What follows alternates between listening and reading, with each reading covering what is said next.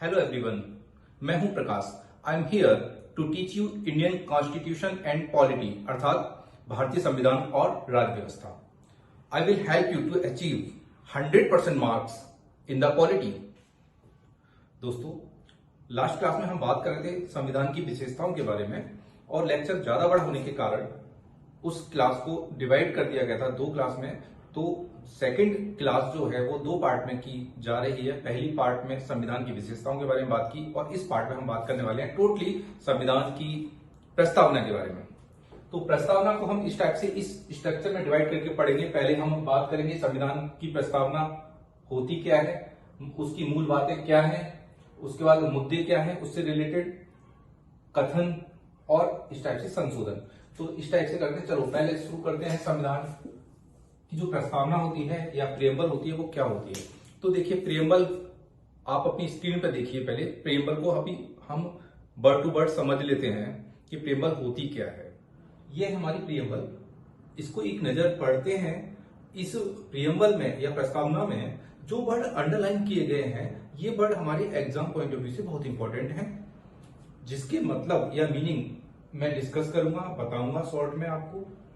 तो अभी एक नजर पड़ते हैं। हम भारत के लोग भारत को एक संपूर्ण प्रभुत्व संपन्न समाजवादी पंथनिरपेक्ष लोकतांत्रिक गणराज्य बनाने के लिए तथा उसके समस्त नागरिकों को सामाजिक आर्थिक राजनीतिक न्याय, विचार अभिव्यक्ति विश्वास धर्म और उपासना की स्वतंत्रता, प्रतिष्ठा और अवसर की समता प्राप्त कराने के लिए तथा उन सब में व्यक्ति की गरिमा और राष्ट्र की एकता और अखंडता सुनिश्चित करने वाली बंधुता बढ़ाने के लिए दृढ़ संकल्प होकर अपनी इस संविधान सभा में आज तारीख 26 नवंबर 1949 मिति मार्ग शीर्ष शुक्ल सप्तमी 2006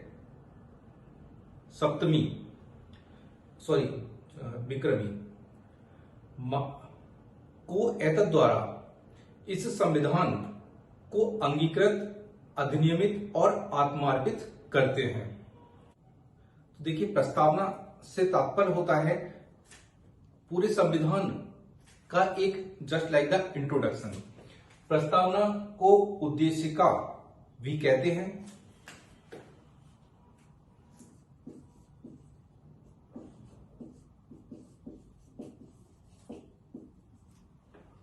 प्रस्तावना को आमुख भी कहा जाता है।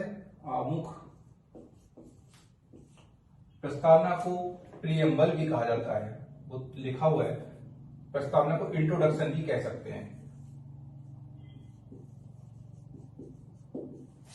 मतलब प्रस्तावना, उद्देशिका, आमुख, इंट्रोडक्शन, प्रियम्बल एक ही बात है। होता क्या है, तो प्रस्तावना किसी भी संविधान की एक जस्ट लाइक ए इंट्रोडक्शन होता है, जिसमें संविधान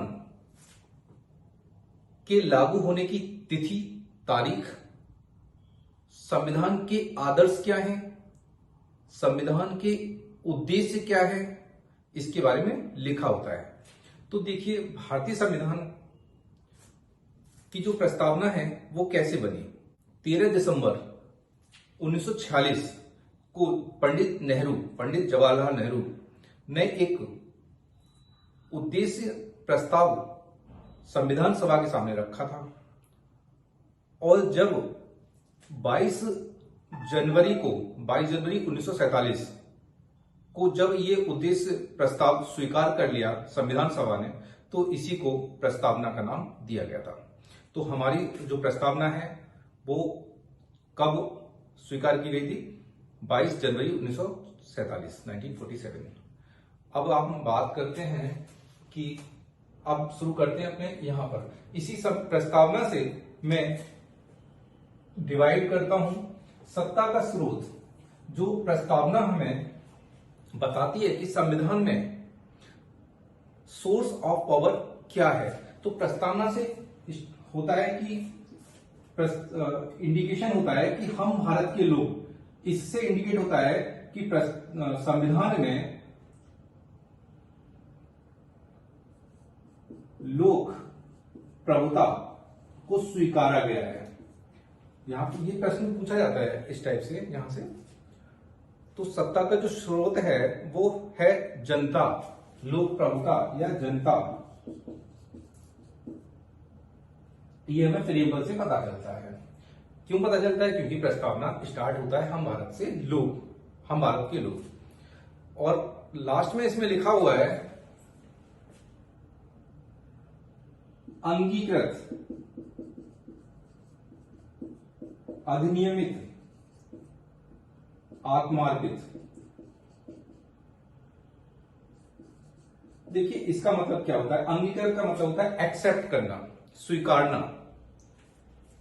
अधिनियमित इनेक्ट करना, लागू करना। आत्मार्पित नेक्स्ट जनरेशन के लिए, फ्यूचरिस्टिक पॉइंट ऑफ व्यू से नेक्स्ट जनरेशन के लिए सौंपना। तो शुरुआत प्रस्तावना होती है हम भारत के लोग, मतलब हम लोगों ने प्रस्तावना को बनाया, सब कुछ अंदर जो भी लिखा है वो सब कुछ किया, देन आफ्टर हमने उसे स्वीकारा है। लागू किसने किया? भारतीय जनता ने। आत्मार्पित नेक्स्ट जनरेशन के लिए, अगली पीढ़ी के लिए लोगों को सौंपा, किसने है? भारत के लोगों ने। तो इन स्टार्टिंग के वर्ड से और लास्ट के वर्ड से ये इंडिकेट होता है कि भारत की जनता ने प्रस्तावना या संविधान को बनाया है। सत्ता के स्वरूप के बारे में बात करते हैं।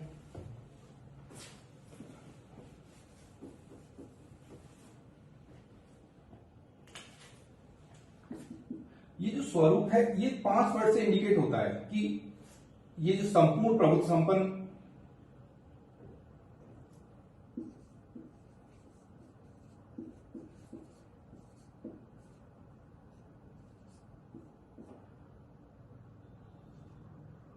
सॉवरेन, तो it is a sovereign country.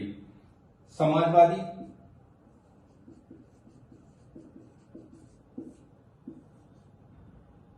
पंथनिरपेक्ष,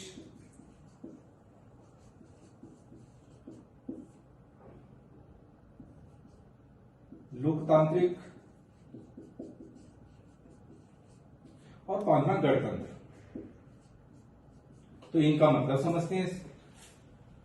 in 5 terms से पता चलता है कि इंडिया की जो पॉलिटिक्स है वो किस टाइप की होगी। इंडिया एक सॉवरेन कंट्री है।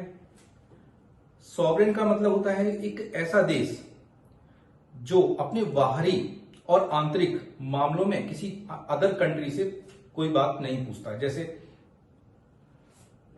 1947 से पहले जब देश आजाद नहीं हुआ था तो भारत को विदेशी संबंध, किस देश के साथ क्या रिलेशन बनाने हैं, ये पूछना जरूरी था ब्रिटेन से। बट अब आजादी के बाद भारत को जरूरी नहीं है कि पाकिस्तान से हमें कैसे रिलेशन बनाने हैं इसके लिए पूछना पड़े अमेरिका से या किसी दूसरे देश से। तो ऐसे देश को संपूर्ण प्रभुत्व संपन्न देश कहते हैं। समाजवादी, समाजवाद एक ऐसी विचारधारा होती है जिसमें जो आय, इनकम और जीवन स्तर की जो असमानता है उसको मिनिमाइज करने की कोशिश की जाती है। विश्व में 2 टाइप की विचारधाराएं, विश्व में 2 टाइप की समाजवाद की परिभाषाएं, डेफिनेशंस बताई जाती हैं। एक तो है कार्ल मार्क्सवादी समाजवादी विचारधारा और दूसरी है लोकतांत्रिक समाजवादी विचारधारा। भारत में लोकतांत्रिक समाजवादी विचारधारा को एक्सेप्ट किया गया है।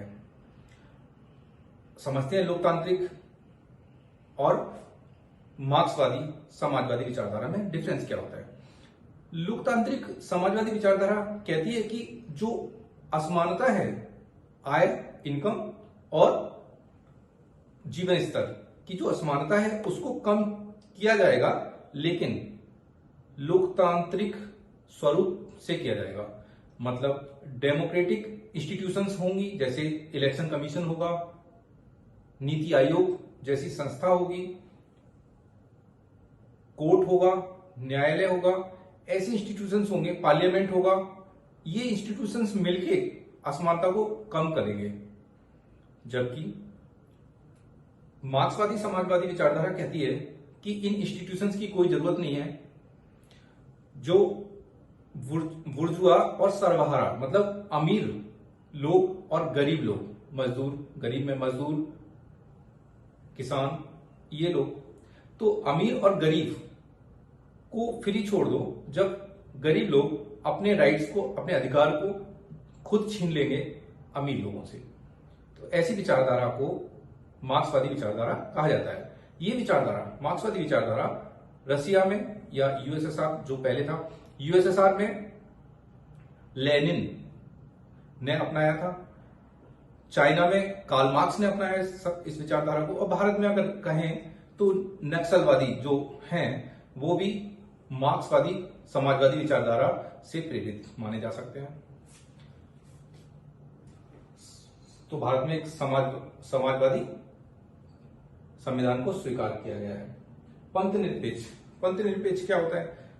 पंथ निरपेक्ष मतलब एक ऐसा देश या एक ऐसा राष्ट्र जो किसी भी धर्म विशेष को सपोर्ट नहीं करता हो, ऐसे देश को पंथ निरपेक्ष देश कहा जाता है। विश्व में पंथ निरपेक्ष शब्द को ना यूज करके धर्मनिरपेक्ष वर्ड यूज किया गया है लगभग सभी संविधानों में, लेकिन भारत में धर्मनिरपेक्ष की जगह पंथ निरपेक्ष को महत्व दिया गया है। ऐसा इसलिए दिया गया है क्योंकि भारत में अगर बोला जाता है धर्मनिरपेक्ष देश, तो भारत में धर्म को एक कर्तव्य या एक ड्यूटी की तरह माना जाता है, इसीलिए धर्मनिरपेक्ष वर्ड यूज नहीं किया गया हमारे संविधान में या प्रियम्बल में। यहां पर पंथ निरपेक्ष शब्द को यूज किया गया है। लोकतांत्रिक, लोकतांत्रिक बचपन से पढ़ते आए हुए हैं। भारत एक लोकतांत्रिक देश है और इसकी परिभाषा भी शिक्षा वित्त से सभी बुकों में मिलती है। जनता का, जनता के द्वारा, जनता के लिए किया गया शासन लोकतांत्रिक शासन कहलाता है। भारत में अगर देखें तो जनता ही इलेक्शन में पार्टिसिपेट करती है ना, तो इसीलिए लोकतांत्रिक स्वरूप को अपनाया गया है हमारे संविधान में। गणतंत्र, गणतंत्र या रिपब्लिक, गणतंत्र एक ऐसा देश जिसका हेड या प्रमुख व्यक्ति, जैसे भारत में राष्ट्रपति, वो वंशानुगत हेरिडिटी के बेस पर अपॉइंट नहीं होता हो, जबकि वो इलेक्शन डायरेक्ट या इनडायरेक्ट इलेक्शन से अपॉइंट होता हो, ऐसे देश को गणतंत्रात्मक देश कहा जाता है। तो India is a republic state because the head of the country is not appointed by the heredity. तो गणतंत्र देश, तो इनके मतलब ये हो गए। अब हम बात करते हैं उद्देश्य। तो प्रियम्बल हमें बताती है कि हमारे संविधान का उद्देश्य या पर्पज क्या है। तो जो अभी आपने प्रस्तावना देखी थी उसमें कुछ शब्द थे, उन वर्डों को मैं लिखता हूं और उनका मतलब को शॉर्ट में समझाने की कोशिश करता हूं।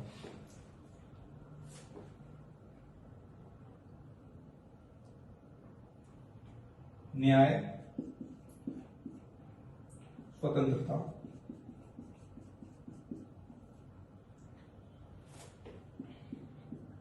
समता,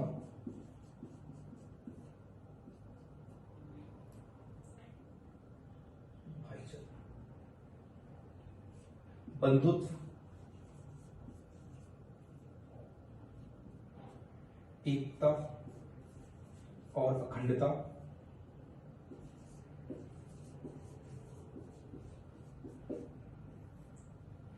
न्याय। भारत के संविधान में 3 प्रकार के न्याय की बात कही गई है, ये आपको याद रखना है। इस यहां पे क्वेश्चन पूछा जाता है तो गलत हो जाता है। न्याय, सामाजिक न्याय की बात की गई है, आर्थिक न्याय,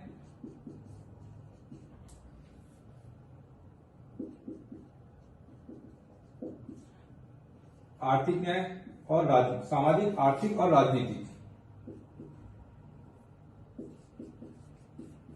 3 प्रकार के न्याय की बात की गई है। चौथा किसी भी प्रकार के न्याय की बात नहीं कही गई है। सामाजिक, आर्थिक और राजनीतिक।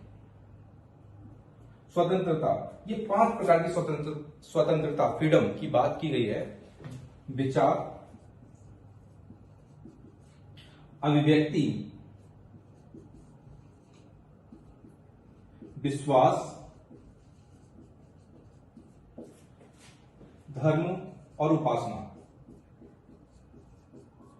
ये विचार, अभिव्यक्ति, विश्वास, धर्म और उपासना, इनके सबके मतलब शॉर्ट में इस बात करेंगे। समता, दो टाइप की समता की बात की गई है, प्रतिष्ठा और अवसर की समता।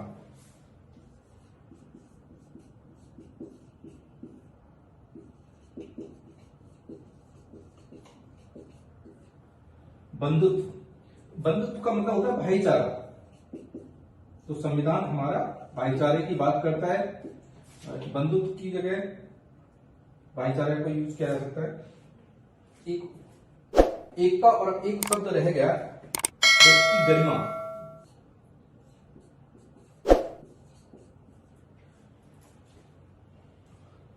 एकता और अखंडता और गरिमा, इन सब की मतलब समझते हैं। हमारा संविधान तीन टाइप की स्वतंत्रता की न्याय की बात करता है, सामाजिक, आर्थिक और राजनीतिक। तो ये बात हो गई थी। स्वतंत्रता पे आते हैं, विचार, अभिव्यक्ति, विश्वास। 5 प्रकार की स्वतंत्रता है। प्रश्न पूछा जाता है कि इनमें से कौन सी स्वतंत्रता संविधान गारंटी नहीं देता है। तो ये 5 के अलावा कोई भी होगी स्वतंत्रता, उसकी गारंटी संविधान नहीं देगा। तो आपको ये 5 शब्द याद रखने ही पड़ेंगे। विचार क्या होता है, इसको शॉर्ट में समझते हैं। विचार का मतलब होता है कि एक ऐसी विचारधारा, मेरी विचारधारा हो सकती है कि कोई भी व्यक्ति अच्छा है या खराब है, कोई थ्योरी अच्छी है या खराब है, ये मेरी विचारधारा खुद की हो सकती है, आपकी अपनी अलग विचारधारा हो सकती है। तो ये होता है इंटरनल चीज होती है विचारधारा। अभिव्यक्ति, जब हम किसी विचारधारा को या अपने पॉइंट ऑफ व्यूज को पब्लिकली इंपोज कर देते हैं या बोल देते हैं, अभिव्यक्त कर देते हैं, बोल देते हैं, तो उसको हम बोलते हैं अभिव्यक्ति, रिप्रेजेंट करना अपनी विचारधारा को। ये एक्सटर्नल पॉइंट होता है, ये इंटरनल आप कह सकते हैं। विश्वास, ये विश्वास का मतलब होता है कि आप किसी राजनीतिक पार्टी पर कैसा विश्वास रखते हैं। जैसे आप कांग्रेस पे या बीजेपी पे, किसी भी राजनीतिक विचारधारा पर कैसा विश्वास रखते हैं। धर्म, धर्म होता है किसी वर्शिप, मतलब वर्शिप, इट मीन्स आप हिंदू धर्म को फॉलो करते हैं, मुस्लिम को, सिख, ईसाई, किसी भी रिलीजन को आप फॉलो अप करते हैं, ये आपकी धर्म की स्वतंत्रता है, धार्मिक स्वतंत्रता है आपकी। इसकी गारंटी आपका संविधान देता है। उपासना, आप किसी धर्म के कर्मकांड को अपनाना चाहते हैं या फॉलो कर, मंदिर में जाके पूजा करना चाहते हैं या मस्जिद में जाते हैं या कहीं अनदर किसी धर्म के जो कर्मकांड है उनको करना चाहते हैं, तो उसकी भी स्वतंत्रता की गारंटी मिलती है। शॉर्ट में समझा देने की कोशिश की गई है। नहीं आया हो तो कमेंट कर दीजिए। इतना ज्यादा जरूरी नहीं है इनको एलेबोरेट करना, बट पता होना चाहिए, क्वेश्चन पूछ लिया जाता है। समता, प्रतिष्ठा और अवसर की समता। तो प्रतिष्ठा की समता का मतलब होता है, समता का मतलब समानता। पहले तो इतना समझ लेते हैं। प्रतिष्ठा, जो व्यक्ति समाज में योगदान देता है और उसकी एजुकेशन के आधार पर उसे प्रतिष्ठा पाने का अधिकार है। अवसर की समता मतलब कि हर व्यक्ति को शिक्षा में, स्वास्थ्य में समान बिहेव उसके साथ किया जाएगा। बंधुत्व या भाईचारा, संविधान कहता है कि जो सत्ता है या राजनीतिक पार्टियां हैं या सरकार है, वो कोशिश करेगी लोगों के अंदर ब्रदरहुड की फीलिंग्स को बढ़ाने की, तो सरकार करती है। नेक्स्ट उद्देश्य है एकता और अखंडता। एकता और अखंडता दोनों एक साथ चलते हैं। पहले एकता प्रकट होती है और बाद में अखंडता में परिवर्तित हो जाती है। एकता से तात्पर्य है लोगों के अंदर यूनिटी पैदा होना, जबकि अखंडता एक भौगोलिक संकल्पना है जिसमें भारत का कोई भी भाग किसी दूसरे देश के पास ना चला जाए। इसका तात्पर्य यह है। गरिमा से तात्पर्य यह है कि लोगों के अंदर मानवीय गरिमा के साथ जीना आना चाहिए। तो इस टाइप से ये उद्देश्य हो गए, थोड़े थोड़े हमारे काम के थे, बस इनका मतलब हमें समझ में आ जाए कि संविधान में ऐसे ऐसे कौन से शब्द यूज किए गए हैं। अब हम अपने नेक्स्ट टॉपिक की तरफ मूव करते हैं, वो है प्रस्तावना से संबंधित मुद्दे। तो प्रस्तावना से संबंधित दो मुद्दे सुप्रीम कोर्ट में गए थे। पहला मुद्दा हम डिस्कस करेंगे कि क्या प्रस्तावना संविधान का पार्ट है अथवा नहीं। इसी के साथ में एक दूसरा मुद्दा था, वो था कि क्या प्रस्तावना में संशोधन किया जा सकता है, जिस प्रकार से संविधान में संशोधन किया जा सकता है आर्टिकल 368 के तहत, क्या उसी प्रकार से प्रस्तावना में भी संशोधन या अमेंडमेंट किया जा सकता है। ये टोटल एक मुद्दा था। एक दूसरा मुद्दा भी गया कि क्या प्रस्तावना को प्रवर्तनीय कराया जा सकता है, इन्फोर्सिबल कराया जा सकता है। सुप्रीम कोर्ट में ये मामला गया। तो इन दो मामलों को हम डिस्कस करने वाले हैं। इसको हटा देते हैं, ये चीजें अब हटा देते हैं।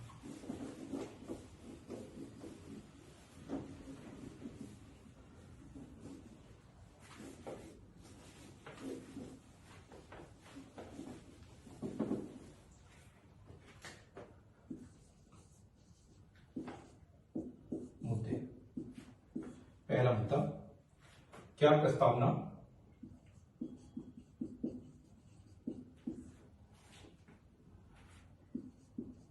संविधान का अंग है। इसी के साथ में एक सेकंड मामला भी था कि क्या प्रस्तावना में संशोधन हो सकता है।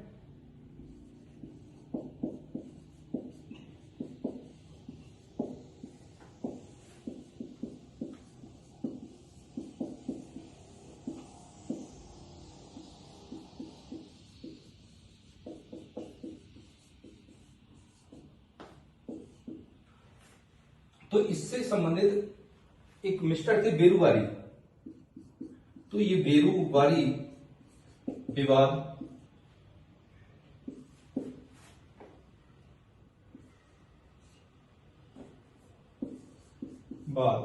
ये 1967 की बात है। तो प्रस्तावना में संशोधन, इन दो मामलों को लेकर ये गए थे।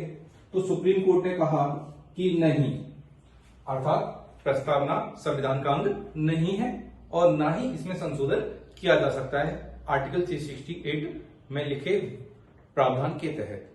इन्होंने मना कर दिया सुप्रीम कोर्ट ने। परंतु 1973 की बात करें, दूसरा मामला 1973 में एक मिस्टर थे केशवानंद भारती बनाम केरल राज।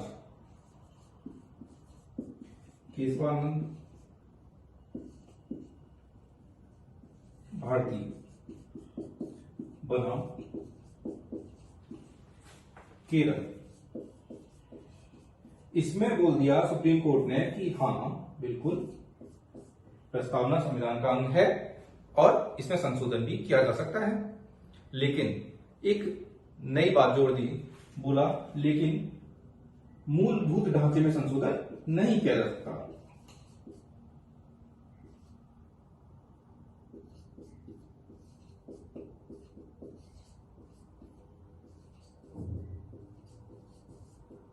ये मूलभूत ढांचा क्या है भाई? ये मूलभूत ढांचे का वर्णन सुप्रीम कोर्ट ने तो नहीं किया, परंतु डिफरेंट डिसीजंस के आधार पर यह निर्णय निकाला जाता है कि मूलभूत ढांचे का मतलब है कि संविधान में कुछ ऐसे प्रावधान हैं जिनको नष्ट करने पर संविधान के नष्ट होने का खतरा भी बना होता है। जैसे लोकतांत्रिक बात, तो प्रस्तावना में लोकतंत्र शब्द को नहीं हटाया जा सकता, समाजवादी नहीं हटाया जा सकता। तो ऐसे प्रावधान जो बहुत जरूरी है संविधान को अपने स्वरूप में बनाए रखने के लिए, तो ये मूलभूत ढांचा होता है। याद रखना, मूलभूत ढांचे का पहला वर्णन किस मामले में आया? केशवानंद भारती केस में। किस ईयर में आया? 1973 में आया। इसके बाद एक और पर्सन चले गए, थर्ड, तीसरे पर्सन थे, भूल गया मैं, मिनर्वा मिल। ये 1980 में पहुंच गए। 1980 में मिनर्वा मिल्स मामला। ये जो मिनर्वा मिल्स बात था, किसके साथ केस किया इन्होंने, ये काम का नहीं है, भारत संघ के अगेंस्ट किया था मिनरवा मिल्स बाद। और ये इस मामले में भी सुप्रीम कोर्ट ने कहा कि हाँ संशोधन किया जा सकता है और प्रस्तावना संविधान का अंग है, लेकिन मूलभूत ढांचे में नहीं किया जा सकता। मतलब इस पूरे इस डिसीजन को यहां पर बरकरार रखा सुप्रीम कोर्ट ने। तो 3 मामले हमें याद रखने हैं, बेरुबारी, केशवानंद और मिनरवा मिल के मामले थे जो प्रस्तावना संविधान का अंग है या नहीं, और क्या प्रस्तावना में संशोधन किया जा सकता है अथवा नहीं, इस मामले को लेकर गए थे। तो आज की फिलहाल की बात करें कि प्रस्तावना को लेकर क्या सिचुएशन है। पहली सिचुएशन की प्रस्तावना संविधान का अंग, इन डिसीजन के आधार पर प्रस्तावना संविधान का अंग है और प्रस्तावना में संशोधन भी किया जा सकता है। तीसरी बात, परंतु मूलभूत ढांचे में संशोधन नहीं किया जा सकता। तो ये काम का है। आगे बढ़ते हैं, ये मुद्दे हो गए। अब हम बात करते हैं कथन, नहीं सॉरी, दूसरा मुद्दा रह गया अभी। सेकंड जो मुद्दा था, गोलकनाथ जी एक मामले को लेकर गए सुप्रीम कोर्ट में, और गोलकनाथ जी ने सुप्रीम कोर्ट में ये याचिका डाली कि क्या प्रस्तावना प्रवर्तनीय है। प्रवर्तनीय का मतलब क्या है, अभी समझते हैं। दूसरा मामला है ये, क्या प्रस्तावना प्रवर्तनीय है। तो प्रवर्तनीय का मतलब होता है इनफोर्सिबल। इट मीन्स कि क्या प्रस्तावना में जो बातें लिखी हुई हैं, इन बातों को लेकर सुप्रीम कोर्ट में या किसी भी न्यायालय में केस दायर किया जा सकता है सरकार के अगेंस्ट में। जैसे समाजवाद के लिए सरकार अगर काम ना करे तो क्या सुप्रीम कोर्ट में इस मामले को लेकर जाया जा सकता है कि प्रस्तावना में ये लिखा हुआ है, सरकार नहीं कर रही है। बिल्कुल, इस मामले में सुप्रीम कोर्ट ने मना कर दिया कि नहीं, प्रवर्तनीय नहीं है। मामला क्या था, गोलकनाथ मामला था।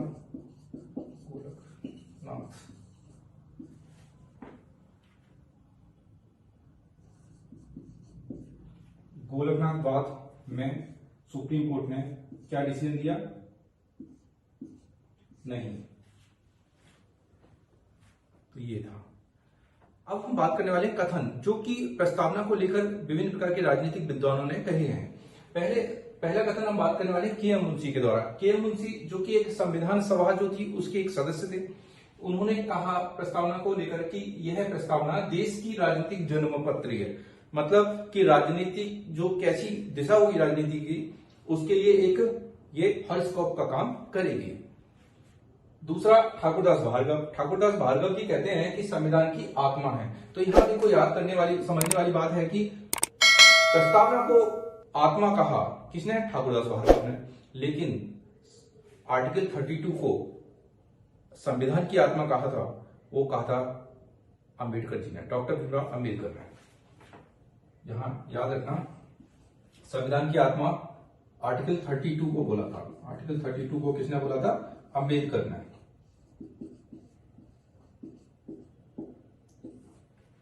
डॉक्टर भीमराव अंबेडकर जी ने आर्टिकल 32 को, आर्टिकल 32 है क्या, आर्टिकल 32 है कि संवैधानिक उपचारों का अधिकार, अर्थात अगर मौलिक अधिकार का उल्लंघन सरकार के द्वारा किया जाए तो व्यक्ति सीधे सुप्रीम कोर्ट में वाद दायर कर सकता है।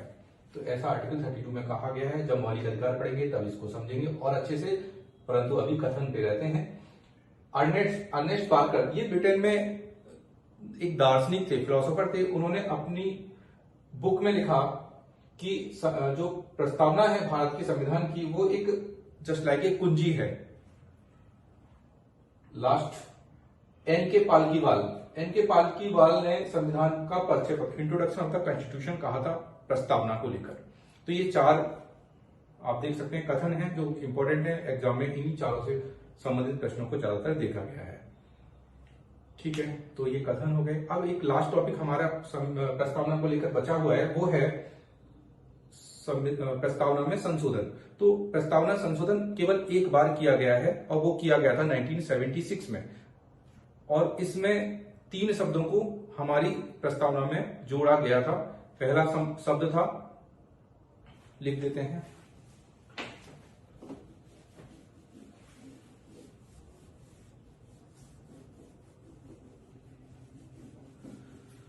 समाजवादी और पंथनिरपेक्ष, 2 शब्द जोड़े गए थे स्टार्टिंग में, समाजवादी पंथनिरपेक्ष,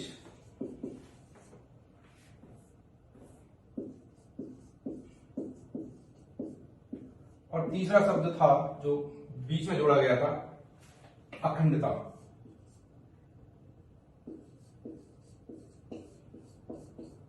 ये 3 शब्द जोड़े गए हमारे संविधान की प्रस्तावना में, और ये 1976 में जोड़े गए थे, और ये संशोधन था 42 अमेंडमेंट, 42वां।